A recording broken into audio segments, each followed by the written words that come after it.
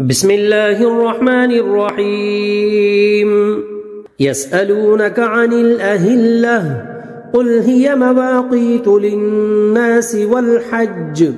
وليس البر بأن تأتوا البيوت من ظهورها ولكن البر من اتقى وأتوا البيوت من أبوابها واتقوا الله لعلكم تفلحون وقاتلوا في سبيل الله الذين يقاتلونكم ولا تعتدوا إن الله لا يحب المعتدين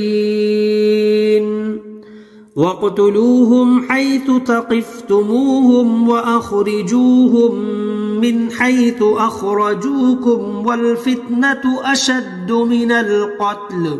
ولا تقاتلوهم عند المسجد الحرام حتى يقاتلوكم فيه فإن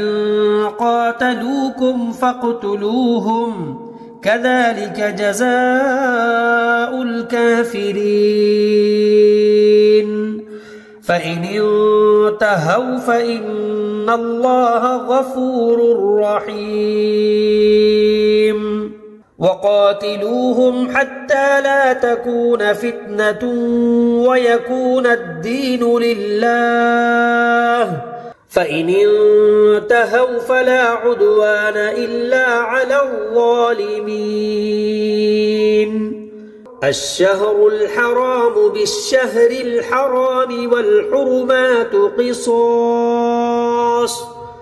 فمن اعتدى عليكم فاعتدوا عليه بمثل ما اعتدى عليكم واتقوا الله واعلموا أن الله مع المتقين وأنفقوا في سبيل الله ولا تلقوا بأيديكم إلى التهلكة وأحسنوا إن الله يحب المحسنين وأتموا الحج والعمرة لله فإن أحصرتم فما استيسر من الهدي ولا تحلقوا رؤوسكم حتى يبلغ الهدي محله فمن كان منكم